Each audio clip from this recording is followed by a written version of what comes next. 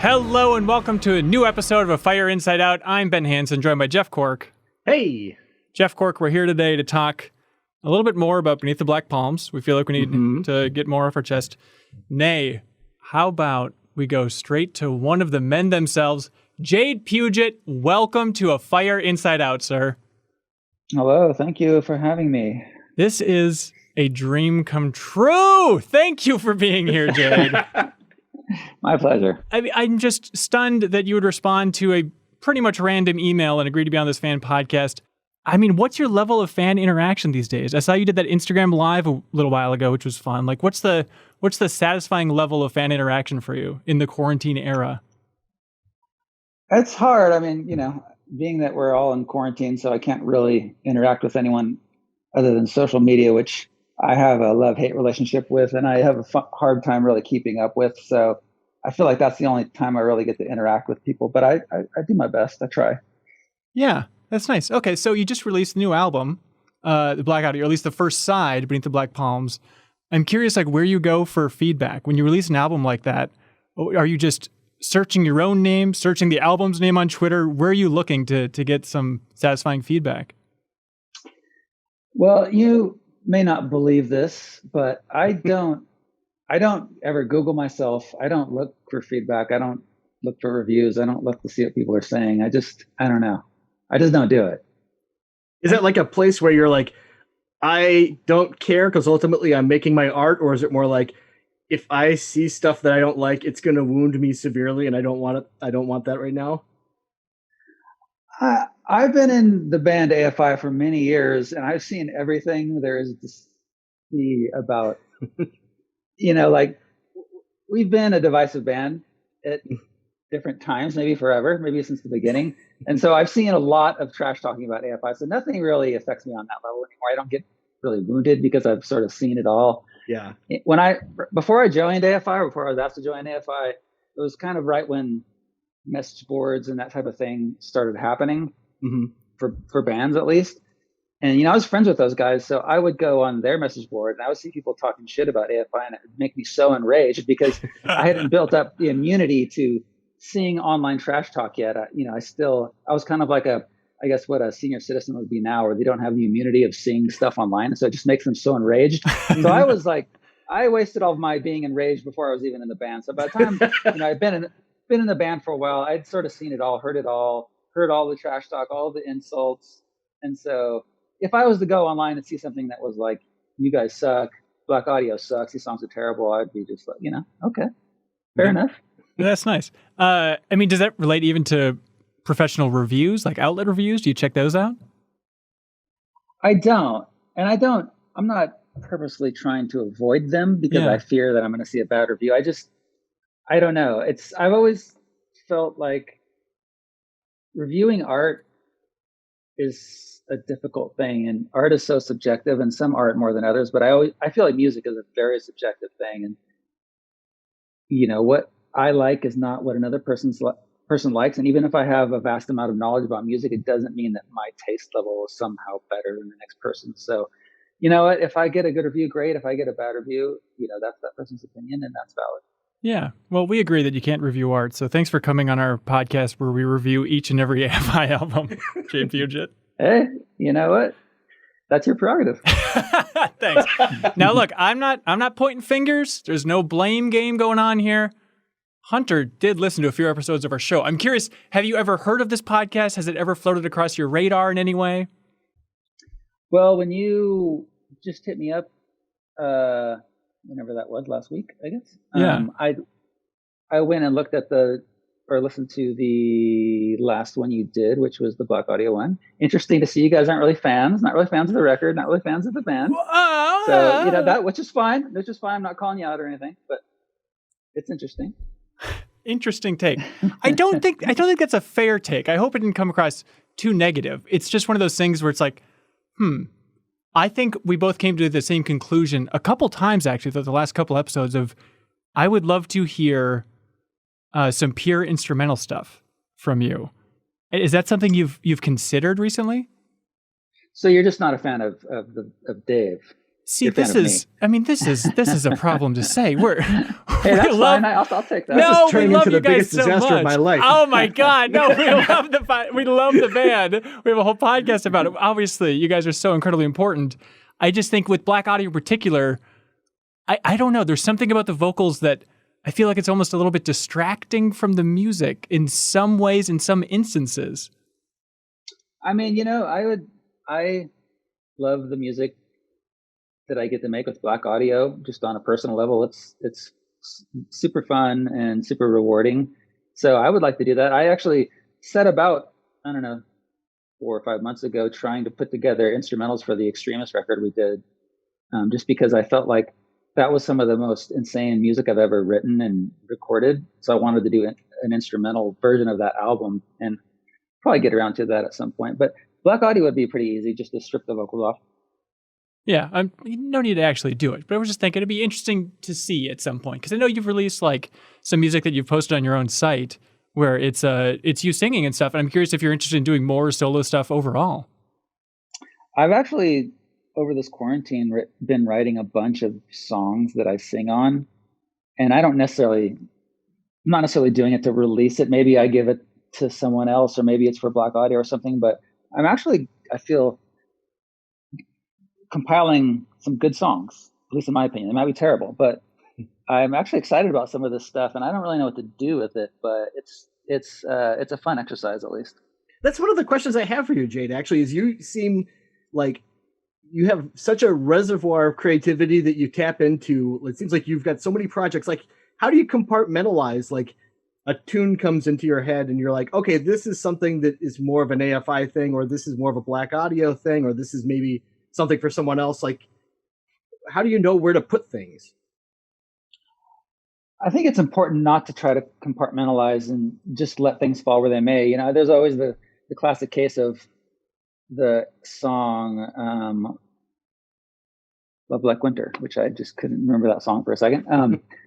That was a Black Audio song, and it was always meant to be a Black Audio song. And then for whatever reason, we just tried it as an AFI song, and ended up being one of our most successful songs we ever released. So, if we had just been like, okay, that's Black Audio, that can't be AFI, then that wouldn't have happened. And so I just let things end up where they end up. And, sometimes I score commercials too, sometimes when I'm just, when I have free time. So some stuff might end up there. Wait, really? How long have you been doing that? Oh, 10 years. That's amazing. Do you have a list of the commercials? No, I don't really put that out there because, it's not really something I'm like, not that I'm embarrassed of it, but it's just it's not like something for the fans to listen to. Really. I don't think it'd be that interesting. It's fun as a songwriter, because like you say, I love writing music. It's writing for commercials is really interesting because, first of all, it's a 30-second piece of music usually. And it's always something different. Like one time you'll be writing hip hop, one time you'll be writing country, you'll be writing rock. So it's really like an interesting creative thought process that goes into each one of these, because it always keeps you on your toes. But I actually enjoy it. I don't have that much time for it, but it's fun. Yeah, that's amazing. I mean, it seems like almost a stepping stone to doing TV shows or films. Is it something you'd like to do more in the future? I've kind of dipped my toe in a little bit. I just don't, being a primary songwriter for the things that I have, it's already so much that to do other things.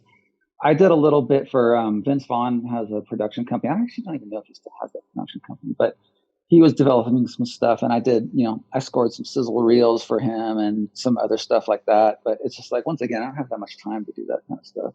Yeah. It's interesting to hear you say that you've been writing music on your own and you're like, I don't know what to do with it. It's like, well, I think the world knows what you should do with it. You should release it. Is it just a matter of just the marketing and the packaging of it it's just less fun of a process there? No, because like you say, those songs that I put up of just myself singing, I didn't have to do any marketing. There's no packaging. There's no real effort involved other than just putting it up on a website. So if I wanted to do that, it's an easy outlet for it. But I just don't know that. I mean, do people really care about that? I don't know. Do people really want that from me? Jade, I mean, I mean, this is a small glimpse into your life, is just seeing you like on the Instagram live chat. Like, people are clamoring for more music, for more insight from you. I know it's nice to be humble, but I don't know. You can release it without feeling like an egomaniac. I think there are a lot of people that would love to hear some stuff just from you. Well, I've got a lot, so you might get what you wish for, and you may not be so happy. That's the fascinating thing is I feel like in a lot of interviews, you're always teasing how many songs you have written and how many unreleased AFI songs there are. At some point, is there just going to be an atomic bomb going off of just AFI music? Is at some point, is there some death switch somewhere where all this stuff is going to get released and we're going to be drowning in AFI music?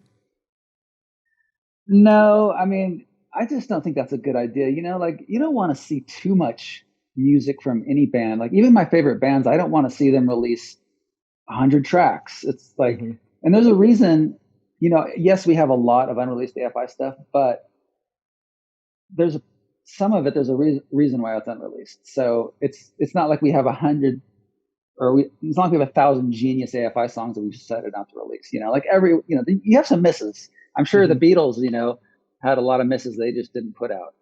So I don't want to unleash a bunch of B material on people, but there are, you know, obviously I'm biased here, but there is a lot, I believe, A material that has never seen the light of day that I would like to see the light of day at some point. Yeah. And do you have any plans for that? Do you think there's some way safely, you know, down the road to release all that stuff without impacting the AFI legacy? It's like the last several times that Dave and I have sat down to write an album, it's always like, okay, we have all these great songs that we haven't released yet. Let's just write, you know, 6 songs and then put 6 ones that we already have. And then we always end up writing a complete album of new material.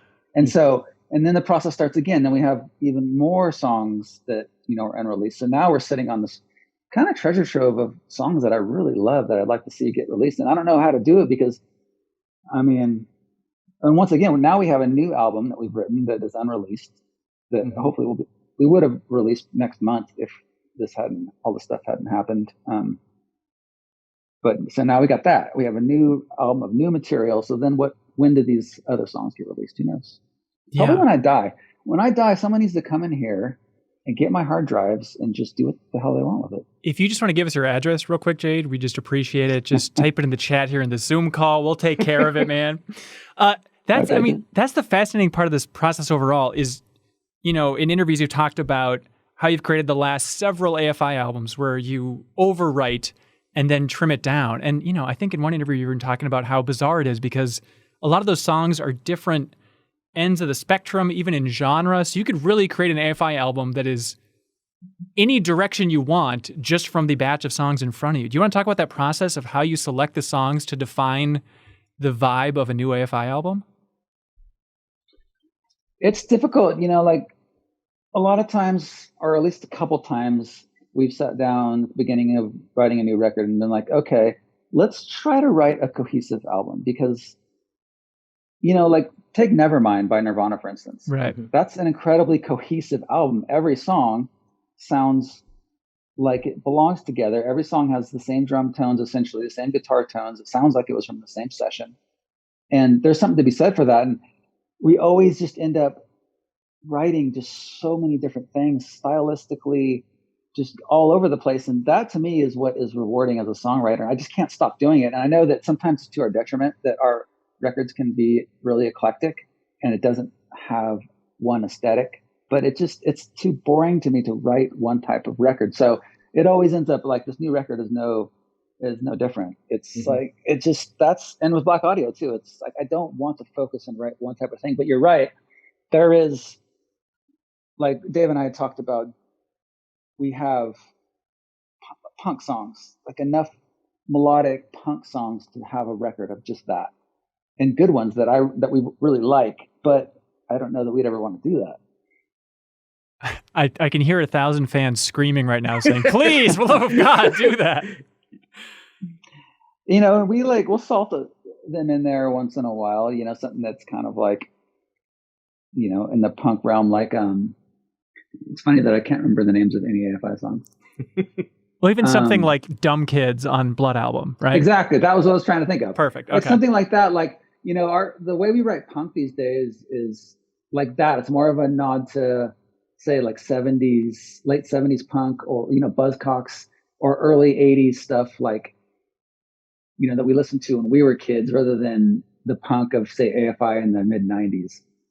Yeah. I remember in an interview for Blood Album, you mentioned, sorry, by the way, we're super fans. I don't know if you've picked that up by the amount of interview references, but it's almost like we recorded a whole podcast about you. But in this interview for Blood Album, you're talking about Dumb Kids and how much you're looking forward to playing that live just to see how the crowd reacted. I'm curious now, in retrospect, did that song pop harder than you imagined live, or was there a different reaction than you expected?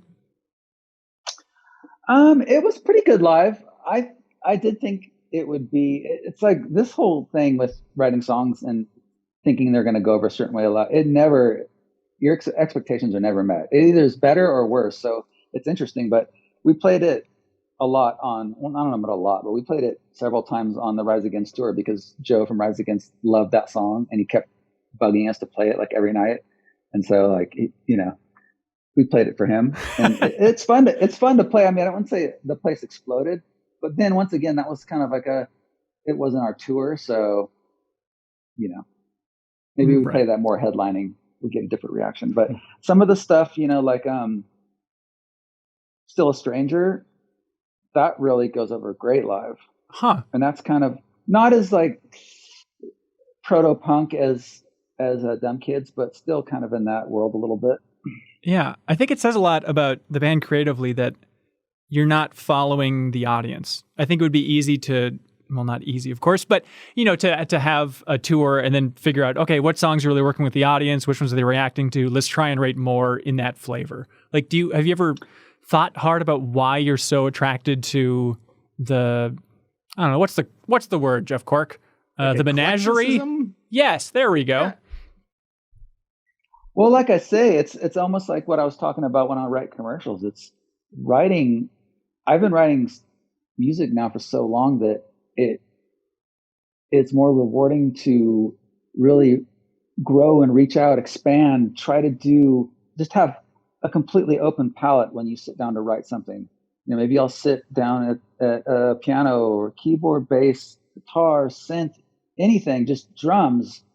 I don't want to limit myself to, okay, this is going to be a punk record. This is going to be like a Depeche Mode style record, or, I just need to be able to do anything. And that's a great thing about writing with Dave, and, the partnership we've had for so many years is we've just been able to, often we'll just sit down at the beginning of a writing session and just be like, all right, what should we do? Let's just like one of us throw out something like an influence or an idea, a feeling, and it could take us anywhere. And it's fun to do that. It's great not to have any real boundaries on what you're doing.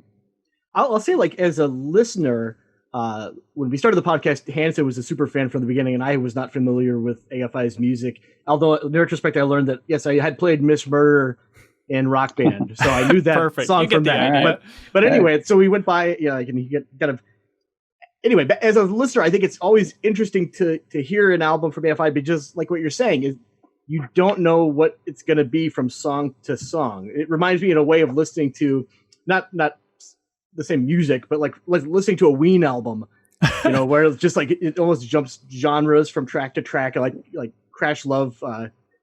The first time I heard Too Shy to Scream, it just about stopped me in my tracks because I was like, my brain couldn't handle it for a second. It became one of my favorite songs on that album because it just came out of nowhere. So I think as a person who's grown to really appreciate what you guys do, that is one of the most exciting things about it. Even like if there's a song where I'm just like, I see what you guys are doing. It's not for me, and that's cool. But like, I like being surprised constantly. Yeah, I always preferred the growers, those songs that aren't necessarily immediate. But maybe you come back to it, and it takes a while. It's like a journey to be able to appreciate it. So, I'm fine with that, because an immediate song, if you get it right away, then I think the attraction and the appeal of it wears off a lot quicker. Mm-hmm. Yeah. I mean, that might just be my own self-justification for writing songs that people don't like right away. So. No, there's something, absolutely, the slow burn. There's something to be said for that, for sure. And also, like you may have thought that we were kind of harsh on your latest release, but I was thinking the whole time, I want to see this performed live because I think that will be the switch that flicks in a weird way for me. Because we saw you guys when you were here last, and even when you were playing songs that hadn't really clicked with me before, just you guys are so much fun live. Thank you. Yeah, I can't speak highly enough. Yeah, I would recommend like anyone who's just even remotely interested in just seeing a good show to go see AFI or Black Audio because it's just so much fun. It is fun, and Black Audio, for me at least, I don't know what it's like to be in the audience, but it's such a different thing with Black Audio. And AFI is more of a, depending on what we're playing, more of a visceral thing. But Black Audio is just a party the whole time, and it's the vibe is very fun and positive, and I can't wait to at some point play these new songs. I don't know when that will be, or when we get to play any songs from any band ever, but yeah.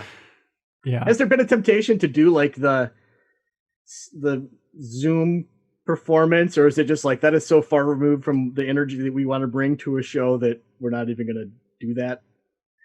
Yeah, like right when this first started, like back in early March, I texted Adam and I was like, "Hey, let's do this thing where we each will play a song, an AFI song. We'll each be like in our own space playing it, and then I'll like put it." I thought it was like this genius idea, and then immediately every band on the planet was doing it, and I like realized that I had not come up with some super unique, cool thing. It was what everyone had already thought of, and also I just realized it wasn't going to be cool for us. At least it wasn't going to be a good look. It wasn't going to sound good, and so I just abandoned that idea. Has it happened to you with like a song where you've written what you think is just like a really killer melody and you play it for someone, they're like, "Oh, that's this song that already exists"? Of course. I mean, you either do that on accident, because everything's been written. We're just working in the Western music, these same scales, these same notes that at some point someone has written it, or a lot of times you accidentally rip something off because you have as a music appreciator, a music listener, we all have a million melodies and parts stuck in our head from a million songs and a million bands, and you can just write something, you're like, "Oh my God, this is so good, like I can't believe I wrote this," only later to realize you just unconsciously copped some thing from the 80s or something. Yeah. Who are the gatekeepers for that type of thing? Is it just the other members of the band or just people you play the music to? Like, it's got to be so scary. I feel like you want to almost like give it a fact-checking pass at some point and just double check it before you release it. You know what? I feel like obviously there's lots of, I can't pull the quotes up right now, but a million quotes from people like, Leonard Cohen and people like that are like, steal, take it. That's what we do. Yeah. I don't ever want to steal on purpose or lift stuff. But if I wrote something, a melody, a part, and I authentically wrote this part, I wasn't stealing anything, and it just so happens that it sounds like something else, I'm not going to get rid of it because I feel like I feel good artistically having written that part because I did not purposely steal it from someone. Right. Yeah, I think that's absolutely fair. So should we call him Davey? Should we call him Dave? I don't know what to do now that you're here. I think it feels weird for him when people that, he has not known for a long time call him Dave, because it's like, I've known him for, probably close to 30 years. So unless you've known him that long, I think it feels weird for him to be called Dave. Yeah. Maybe not. I don't know. Well, let's just settle back on Sir David Havok. And so he has talked about in interviews that he's found himself, he's like, I want to write in a different way. I just get stuck in these molds that my brain can't get out of creatively about, writing about stars. I think he had a couple examples where he's like, I would love to shake it up, but I just, it's locked in there. And I'm curious if you have a similar thing. Do you find yourself falling into these grooves of songwriting again and again? Yeah, a little bit. Luckily, it's more of a very general, like at certain tempo. Like a long time ago, we wrote fast songs, very fast songs, a lot of very fast songs. Most of our songs were fast. And over time, the band just sort of like, we've done that. Like, how many times can we do that? And so we started not writing super fast songs.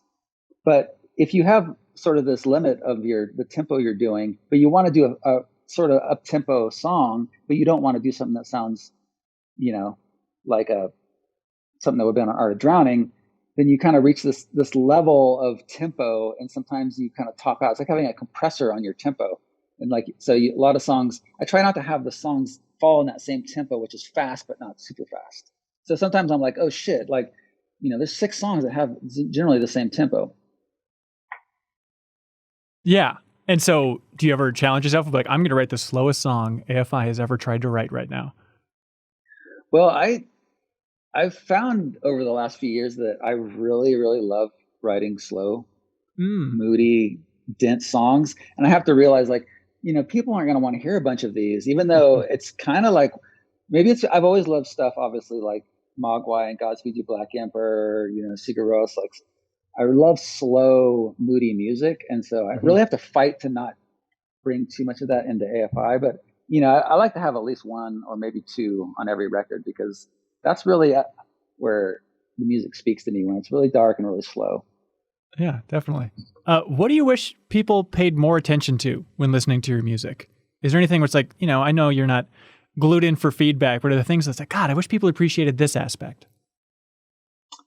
Not really, because I don't want somebody to tell me how to enjoy what I listen to. Yeah. And so if you're missing something that I intended for you to hear, but you're enjoying it on a different level that I hadn't expected or intended, then I think that's just as valid. And,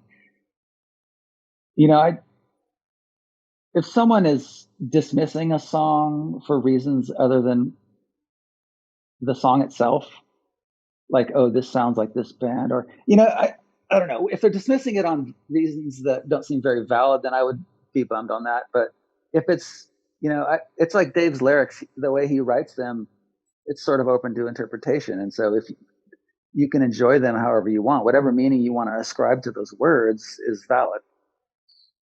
Yeah. I don't know if that makes any sense. No, yeah. No, it definitely does, for sure. So it seems like you're really enjoying Black Audio. I'd imagine a part of that's just, it's got to be liberating to not have the full legacy of AFI, to be a little more creative, be a little more experimental, a little faster as well. And it seems like, as you've been releasing Black Audio albums, have you been wanting to kind of push or pull AFI as a band in that direction as well, producing the albums yourself, just eliminating a lot of middlemen and just having fun and getting back to the music here? I mean, yeah, it would be nice if it was as easy to do AFI as it was to do Black Audio. And, I've been producing the AFI records for a while now, or at least co-producing. I mean, I co-produced, or at least executive produced Sing of Sorrow. So it's been a long time since I've been doing that. So that's definitely something that I think will continue. But you're right, as far as, sitting down to write Black Audio, there isn't that legacy. The legacy of AFI is a very weighty thing. And it's probably even more weighty for Adam and Dave, who've been in it since they were 15. And to have, Black Audio never went through any kind of really big stylistic shifts. So we don't have that informing what we do. With AFI, it's like we have all these eras of the band that are really sort of looming over you when you're trying to branch out creatively, and it's not always the easiest thing to navigate. It's interesting you say that, but at the same time, I mean, when these albums can be shotgun blasts of different styles of music, it seems like you are liberated from, that legacy weighing you down. We are, because we have to force that to happen. We can't let ourselves start making music because this is what we think people want. I don't think any band should do that, and that's like the death of creativity to me. It's like, I would rather fail doing something that I thought was pushing the story forward than to sort of retreat and do something that's safe. It's like, people probably want to hear this. This is safe. This will get a good reaction. I don't see the point of that. And, Dave is especially very big on not being a legacy band. Like anything we get offered or asked to do where it's like, hey, go out and play Art of Drowning in its entirety. Yeah. Now, that might be fun for me, and it might be fun for the fans. I don't think it'd be fun for him, but, I think it's important for us to be a viable band and not just be a legacy band. Yeah, so not a legacy band and not a Halloween band. The two pillars of AFI. Yeah, and I'm a little less like I'd like to go out and play Halloween. Hell cover. yeah, That was a fun cover. But I could. But for Dave, it's a little different. Like he's got a different. The way it sort of affects him is different than the way it affects me. So Do you think that's just the challenges of singing some of those old songs physically, or is it just philosophically? It's probably more philosophically, and the physical part is true. I mean, when I joined the band, and we immediately, the day I joined the band, we started writing Black Sails. So it was immediately like a learning experience. And the first thing that I saw was, he's writing all these melodies that are so high, screaming at, not just singing at the top of his range. He's singing in a high B, which is like, that's like operatic. Not only singing up there, but he's screaming in a high B. And none of us, neither he nor I, he should have thought of this, but neither of us thought like, is this a good idea? Should we change the key? Should we change the key of the song? Like we didn't think about being in our 40s and doing these songs. So like, to be in his 40s now and have to go out and sing something that was even challenging as a young man. And I remember when we did that record, we asked Dexter Holland to come sing backing vocals, and that guy has an insanely high voice, as anyone knows. And he came in to do backing vocals, and we're doing, I don't remember what song it was, maybe Prayer Position or something, but he's like, in between takes, he's like, man, this is insane. I can't hit these notes. This is like, I have a high voice, but this is high. Like, I can't do this. And that's when I started getting this inkling of like, whoa, maybe this is smart. I don't know. This is too...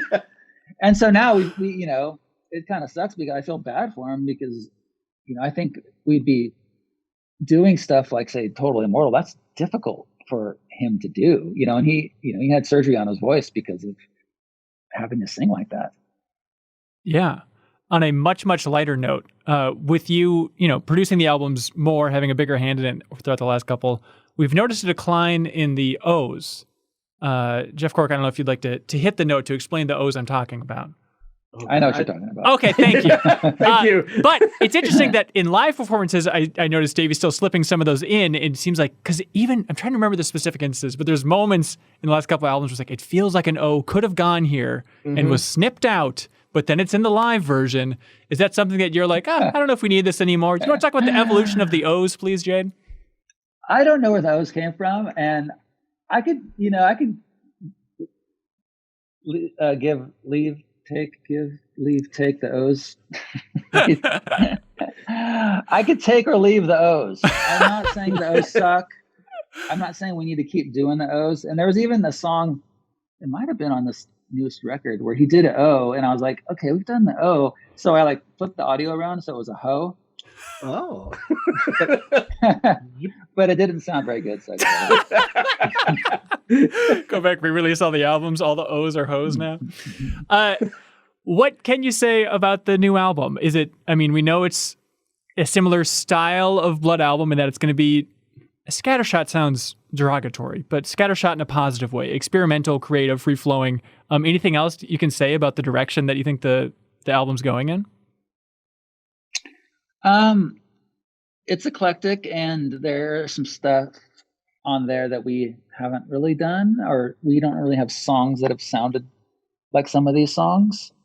I've actually kind of stayed away from it for the last few months. I want to go back and listen through it again when I have a little bit of objectivity, because it's being, a writer and then a producer and then putting it together in such a close and personal way, you really lose your clarity sometimes. So I need to step back and re-listen with fresh ears.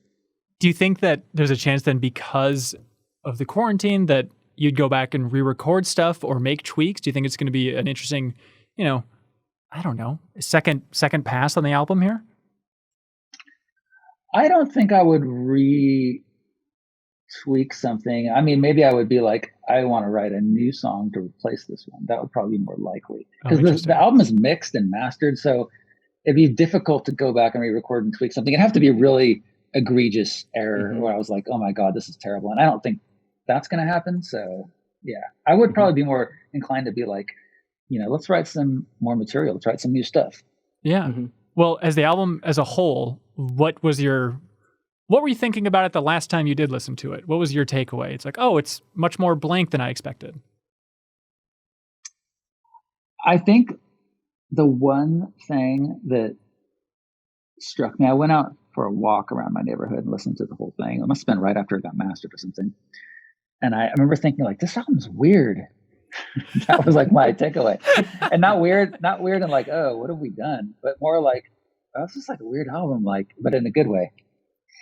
Yeah, I mean, I'm thinking about even Blood Album and like, the last track on that album, it feels like a sound that you haven't done before. So a little bit more in that vein of just. Okay.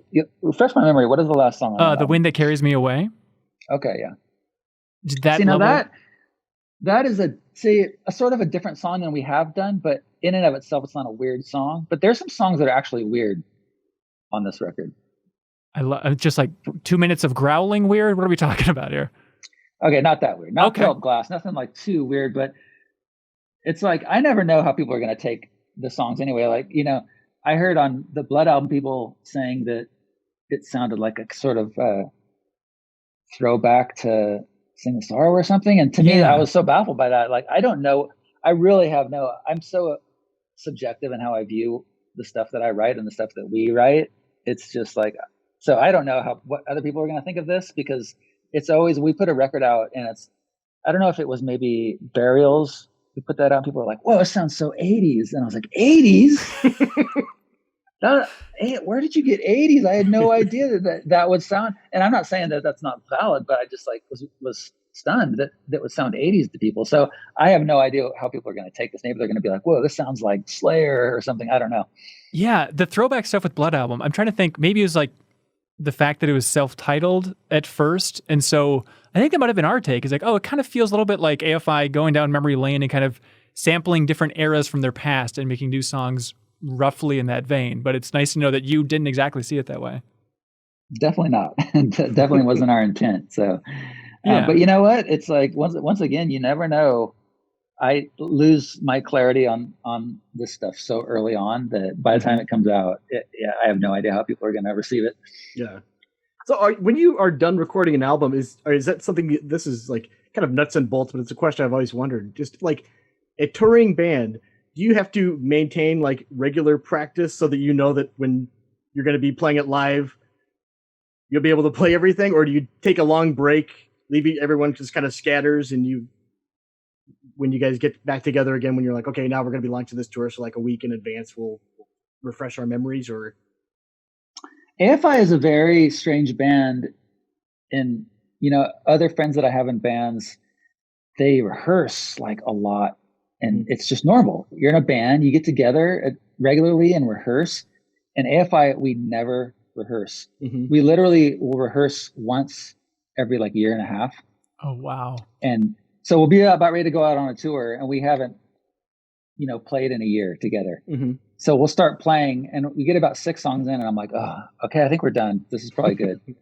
And it's not that I don't love playing, because when I get on stage, it's like so fun. We just don't need it. I don't know. Maybe we've been together so long that, and then we get out there and play, and it's great. And it's like, we're not all rusty and falling apart and having to stop the song in the middle because we didn't rehearse. It's like, I just think maybe we have this connection now as musicians that we don't need to sit there and hammer these songs out. And actually it makes it more fun live because we haven't been playing them to death in the rehearsal room, and it's all really fresh. That is really surprising, because you guys do not sound like you don't practice very often. We do not practice. We literally, it's not even hyperbole to say that we would practice once every year, a year and a half for like 45 minutes. Wow. It's mind-boggling. Do you feel like... So then are there moments when you have like you guys are putting together a set list or something, and then you're like, everyone is just kind of nodding to themselves, and you're like, wait, which song was this? And then someone's like, oh, I'm glad you said that. I don't remember this one either. Well, a lot of times when we're on the road for the last several years, we started throwing in a lot of old songs and like songs that we never played before. Mm-hmm. And that stuff, I usually make up the set list sometime during the day after I get out of bed and before we sound check. And I'll just be like, okay, I'll text everyone because we're all in different places around the venue or wherever. And I'll be like, hey, you guys want to try this today? Some song that we haven't played maybe ever, or haven't played in 15, 20 years. And everyone will just learn it right then. Dave will be in the hotel room and he'll just like review the lyrics. Hunter will be out getting food and he'll grab his bass and go through it one time. So it's like, we don't even really get together and play it. We just figure it out on our own, and we come together, and it's super fun because we're almost like flying by the seat of our pants when we play it live, and it just makes it that much more exciting. Mm-hmm. Yeah. So we don't have to get together and rehearse this stuff. It's just like, everyone learn it, take 20 minutes out, 10 minutes, 5 minutes, learn the song, and we'll play it tonight. I think the four of yours relationship is so sweet and endearing. Doing this podcast, it's so fun to watch you all evolve. It feels like a very sweet, long-term four-way marriage. And I'm curious, like, how long did it take to have everybody find their grooves, find the right level of comfort for even just how often you all are getting together and hanging out? I mean, was it a long process before everybody settled into, okay, to keep this thing sustainable and healthy and positive, this is our working relationship? It's weird because, to have a band that has been the same lineup for over 20 years is pretty rare for any band. Mm-hmm. And doesn't exist that much. Or at least a lot of those bands get to a place, we've all seen it, that everyone is so bitter. Everyone hates each other. Everyone can't stand to be in the same room with each other. And it's like, part of the AFI dynamic is, first of all, Adam and Dave have been friends since they were in early high school. Right. I've known those two. We grew up in the same town together, so I had known them. We've been friends. And so we don't have blow-ups. We don't have these fights like other bands might have where someone blows up because, something's been festering. Everyone is very polite with each other and we just don't have that kind of acrimony. Mm-hmm. And so that's one thing, because you blow up and you start saying some stuff that you can't take back, and then it's over. And the other crucial thing is, we don't do drugs, we don't drink, we don't have that part of it that gets in there, which is obviously probably breaks up more bands than anything else. Yeah. So there's these things that we've avoided that have allowed us to be not only a band for so long, but be harmonious with each other. And certainly there's things that we argue about or get on each other's nerves about, because, when you're in a tour bus or a van for months on end, you get on each other's nerves. But we, like a family, we've learned to weather these things and figure out how to coexist with each other. Yeah. Dave and I've said this before, Dave and I, we've been writing songs together now for over 20 years. And, we spend a lot of time face to face writing music together. And we have never in over 20 years had an argument while we're writing, which is, to me, bizarre to think about, even though I lived it. That's bizarre. Argued one time. Really? We're always, and that's probably why we're able to do this, is because we don't have like writer ego. It's just like, we don't fight for our ideas. We don't, if it's like one person's like, I'm not that into that, it's like, okay, cool, let's do something else. I mean, you're just really good at yes-anding each other, of like, oh, okay, let's take that and add this. Or is it just a matter of, okay, Davey wants to take this song that direction, that's fine, I'm cool with it? Yeah, but I mean, we also don't let each other, like, if someone's doing something that's super whack, you don't just be like, oh, I don't want to say anything, and just let this happen. Yeah. You can't do that either, because then, so we're honest with each other, but it's like, I think we keep each other in check enough, and we don't have that ego where it's like someone tells you what you're doing isn't good and you start bristling and being like, well, I actually think it's really good. And then that's where things gets really bitter in bands. Mm-hmm. Yeah. Or someone comes back from a vacation and they're like, guys, I've discovered calypso music and steel drums. I think we should put them in our next song. And I'm going to knock them down. I'd be down for that. We certainly have differing music opinions, and if each one of us had complete autonomy to say where the band would go, I'm sure you'd have 4 different bands. So certainly we have to sort of synthesize what we all like. Yeah. About where we want to go. Yeah. The part I'm trying to wrap my mind around about the band's relationship is, in interviews you talk about, okay, you and Davey will go up to the Standard in LA and just write an entire album. Don't you feel like, I don't understand the relationship then with Hunter and Adam? Aren't they like, hey, can we hang out too? Can we contribute to a song? Or they get their chance with, laying out the drum track and bass track? Or how does that relationship work? I mean, they certainly contribute, obviously. Yeah. It's just, I don't know. I mean, the writing dynamic, like I say, since I joined the band, it was just Dave and I. writing, at least the skeleton of the song together. And like, it was never established that that's how it should go. And it wasn't like, and I never demanded like, hey, I need to be the one in here writing the songs, or no one was like, that's how it happened. That's how it developed.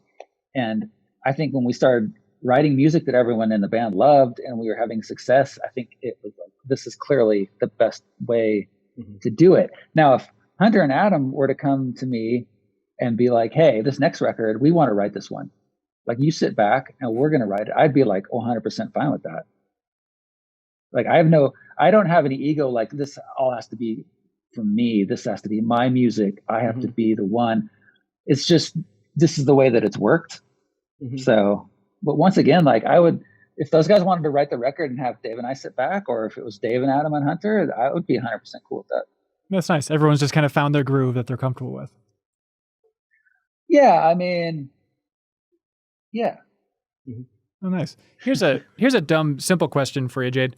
Can you remember the hardest time you laughed with the band, touring or doing anything? Just like one good communal gut-busting moment. I mean, there's been a million. So I like, my brother Smith was our tour manager for a long, long time, and he's so hilarious. And so a lot of times he's providing this comedic relief for us, which is, he's always doing something insane and funny. So we've shared a million laughs just about him alone, but there's a lot of, it's not a serious scene backstage with AFI or on the bus or anything. So there's lots of laughter. It's like the first time you heard that World War II is very important to me song. That was, I still, sometimes if I'm listening to my iPod and I have it on shuffle, this MC Stan School will pop up, and it's just like shocking. There's lots, there's like several MC Stan School songs that will never be heard, but man, that stuff is something else. Yeah, I bet. It's such a fun idea to think about you guys, being silly, but then so many of the songs are so serious or abstract. You want to talk about that juxtaposition? Do you ever think that the outside world thinks you're more serious than you really are? In the videos and stuff too. Right. Well, I think, Dave and I have the same sort of approach in that from my earliest memories of experiencing music and discovering music, I was always drawn to the darkest minor chord, the most somber. That was always, and no one, I don't know, I guess that's just something that is inherent in whatever my brain chemistry is. Like, that's what I respond to. So as silly as we might be or could be or are, when it comes to music, that's just the stuff that's always we've been drawn to. And so that's why it comes out. And then, the visuals, you can't have a silly video over something that's like very serious and dark. I mean, I guess you could, but so, one informs the other. So I guess that's why that is. Do you think there's a certain amount of, this sounds more locked in than I'm sure it is, but a certain amount of playing a character for the stage is like, oh, this is a character that goes well with the music, so I should try and act this way because it's a cool character for a rock star to be. I mean, not with us. Yeah. There's one thing I can say about Dave, and which I have always been in awe of, is that he is so authentic. Like, he's not doing any of this as some kind of a put on, as some kind of a character, as some kind of a trying to appeal, as trying to do a certain thing or have a certain look because it's going to benefit him or the band. Everything he does comes from a very authentic place. And sometimes that can be hard for the band because he won't do things that might benefit the band, but if he doesn't feel them authentically. And so, that's why a lot of times we don't play a set of all old songs, because to him, when he's up there, he has to feel what he's doing. And if he's singing songs about key lime pie, like, he can't give it when he doesn't feel that, like, he has to be able to feel the emotion, and he has to connect with the emotion that he had when he wrote the song. Mm-hmm. Yeah. Do you feel like emotions are coming through in your guitar playing as well? Do you feel like, I can go through the motions to a slightly easier extent for playing old stuff? I love playing old stuff. Yeah. So it's very enjoyable to me, and I'm probably the one that loves it the most. So maybe because I'm quote unquote like the newest member, even though it's been over 20 years. Yeah. So, Yeah, they still rub it in your face. I get it. yeah, I'm like the Jason Newsted. But I never up there going through the motions. You know, I don't want to play something where I have to go through the motions. So if we're playing something that's from some record that came out, 25 years ago, I'm having a good time, and it's really enjoyable to me. Yeah. I would imagine that when you were on stage and you play the opening chords of something and you watch people's brains recognize what it is, and if it's like a song that people are like super into, that has to be one of the most amazing feelings. Just to Oh yeah. So yeah, I mean, it never gets old playing live. It's a weird thing. It's like you could be on tour and say end of a grueling tour, or something's going on in your life where you're just kind of over it, and you're like, I'm just like, I'm not feeling it tonight. I'm just like, it's hard. And then 5 minutes before you go on, it's like it all changes, and you're just like so excited. And I've never stepped on stage and been anything but excited. And it's strange to me. I'm actually surprised that I could still feel that after so many years. Yeah. And every time we go out on tour again, I'm like, wow, this is still so fun and so rewarding to me when I step out on the stage. And when we play something like, when we played at Red Rocks on, I don't know if that was our headlining show there, but whatever that was, when we played Miserea as our opening song, we hadn't played that song in a long time, over 10 years. Yeah. And just to play that in that type of venue at Red Rock, which is super magical. And I mean, that was incredible. That was an incredible moment, just to see people hearing the song that they probably thought we would never play again, and then to be playing it there, it was really special. Yeah. God, I forget. So you finish your last song. You guys walk off the stage. People start clapping rhythmically. They want an encore. Okay, Jade, what are you guys doing back there? Are you just standing there waiting, like looking at your watch saying we got to give it 45 seconds and then we'll have the drum tech come out and like tap on something? And then what I am so fascinated with the process of encores. I mean, I guess it depends on the band. I mean, I always thought NoFX was funny when they do this thing. I don't know if they do it every time, but they start to walk off stage and they take their instruments off and then immediately turn around and put them back on and come back and do the encore. But for us, it's really, we want to know that people actually want us to come back. So if people aren't cheering and clapping and it doesn't sound like they're actually calling for an encore, we're not going to come back out. Like, you've really played a show without an encore? Yeah. Really? It doesn't happen very often because, knock on wood, we're lucky that people usually want an encore. Yeah. But yeah, if people aren't cheering, we're not going to come back out and be like, we're doing the encore anyway. No way. I just assumed that was like the Washington Generals winning. Like, that just isn't possible. No, I mean, no way. If people weren't, if we left the stage and people were not clapping and cheering for whatever reason they were over it, we would never come back out. We're not going to force ourselves on the crowd. I mean, I mean, like, we're not. It's like that's what it has to be real. It has to be authentic. It has to be an actual. It's not just like built into the set. It might be written on the set list, but that doesn't mean it has to happen. Oh, you're like, I guess they're not going to hear Miss Murder tonight. Yeah. Yeah, I mean, hey, if you're not excited to hear Miss Murder, you're not going to hear it. I love the idea of the four of you just like ears against the curtains, just like, it's kind of on the line. I don't know, guys. And sometimes, we'll be about ready to go back out, and the applause will die down, and we'll be like, oh, okay, well, maybe not, and then it'll build back up again, and like we'll be like, okay, let's do it. So it has to be real. It has to be authentic. I mean, okay, so I am not a fool when I cheer and yell. I'm doing my part. No. Okay, good. For real. Yes. It's necessary. You need to clap to keep Tinkerbell alive, Jeff Cork. It's very clear. Yeah. Do you want to talk about the release of Beneath the Black Palms? What the strategy was, just to drop it out of the blue, the discussions you had about the most interesting way to release this thing? Yeah, before I jump into that, I was going to relate one story of revolving around the encore. Oh, please. We were playing in Warsaw, and we had never played there before. And it was like freezing ass Poland winter, as you can imagine. And we played, and we did an encore. Maybe we even did two encores because the crowd was like amazing. And we're like, okay, this is done. The set is done. They started packing stuff up. I went to the bus. I was undressing, and the people like would not give up, and they're still clapping, and I can hear them. I'm like not even in the venue anymore. I'm like outside of the venue in the bus, and I could hear them in there, and I like just didn't even finish putting my clothes back on. I just ran back in the venue, and we had we went back out. Our stuff was half broken down, and then we played a couple more songs because the people want it. So just know that if you're a fan and you want us to keep playing, if you demand it, we're never going to leave the stage. We'll stay all night. We will keep coming back out until you're so sick of it. Various states of undress.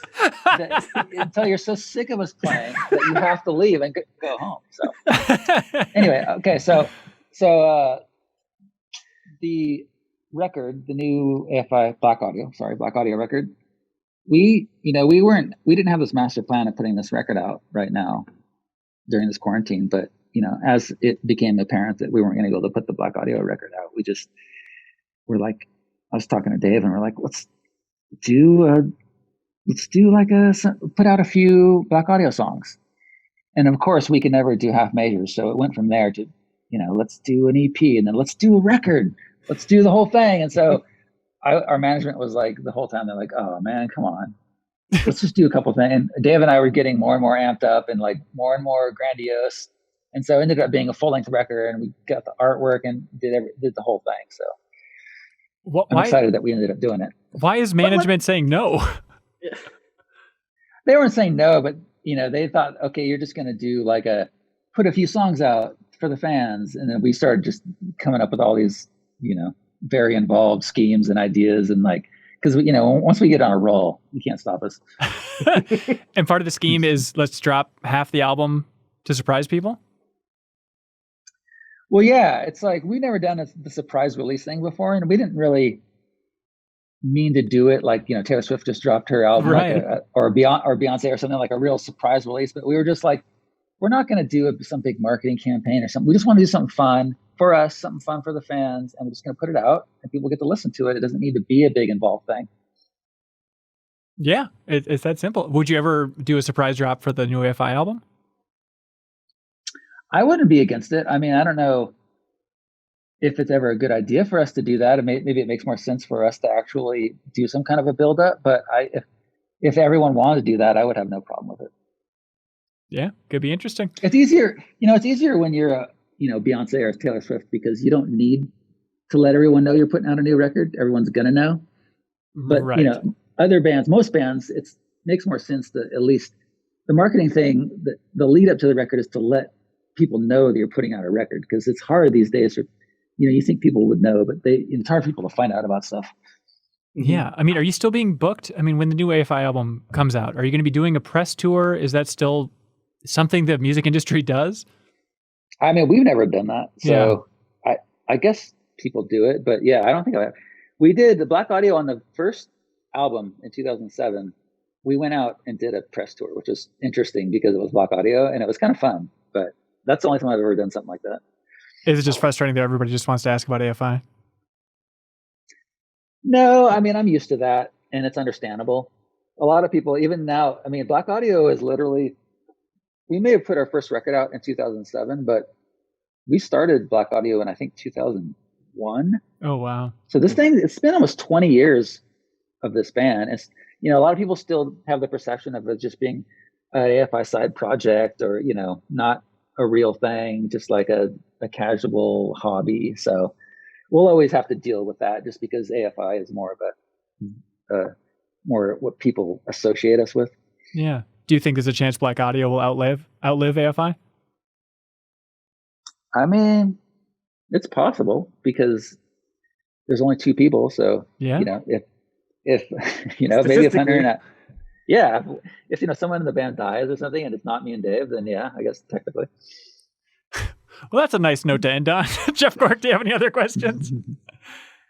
I guess the one question I had is just like, technology has evolved so much over your career. Would you have thought, like when you were starting out, that you'd be able to do as much as you do now independently? Like just getting together with Sir David Havok and recording music and being able to put it out there without a huge, industry machine behind it kind of leading the charge? No, I mean, the advances in technology, advances in modern technology, if you will, that have happened since I joined the band for any band really, and for any musician, it's made it so liberating to be a songwriter and a musician. It's the things that you can do now and the things that you can do on your own. At the same time, it's been obviously with music and people not paying for music, it's also made it incredibly difficult to be a band. But as for the creative process, being able to do what you can do now and release the music and create the music, it's actually very freeing and very inspiring. Does it scare you if you think about like what percentage of songs would have been lost forever if you didn't have like the Notes app on your phone where you could just like hum into it? I know I'm actually kind of bummed that if this technology, like my ability to demo songs and to write songs just on my own and to get the idea down in such an advanced form, if I would have had that on Box Sales or Art of Drowning or Sing the Sorrow even, there would have been so many things, like things that I wrote that would have not just been lost to time like it is now. I mean, I still have some cassette tapes that I recorded of hours of guitar riffs and stuff, but I would have liked to have preserved some of that stuff from that era, but it just didn't exist. Yeah. Wild. Well, hey, we hope that the business is sustainable, and we hope you keep writing music forever if that works for you. Hey, works for me. Okay, great. I hope this all ends so that you can come to Minneapolis and we can come see you live again. It would be fun. We always love coming to Minneapolis. They still got that like a kind of like crust punk pizza place. Oh, what's the pizza place? It's like the crust punk pizza place that's around the corner from First Ave or the venue there. Oh, it's not Luce, is it? Or not Mesa Pizza. I don't know what the crust punk pizza place would be. I feel like a Minneapolis. It was like run by like a punk collective, or it was like somehow associated with a punk collective. Weird. I feel like we're letting you down, man. I don't know. Is this before you guys' time? Am I like old timing you? I wouldn't think so. I don't know. Look, we'll figure it out. We'll put it in the show notes. Okay. We'll crack that code. Jade, thank you so much for doing this, man. We really appreciate it. Yeah, this was great. Thank you. Yeah, and if we could leave you with any message, it's, feel free to release some solo stuff.